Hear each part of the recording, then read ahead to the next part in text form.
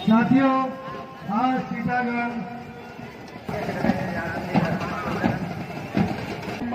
मरहूम अलीजान साहब की यादगार में जनाब मोहम्मद उमर एडवोकेट साहब टीटागढ़ टाउन कांग्रेस की जानिब से ये मेडिकल कैंप लगाया गया है जो मोहम्मद अलीजान मरहूम साहब की यादगार है।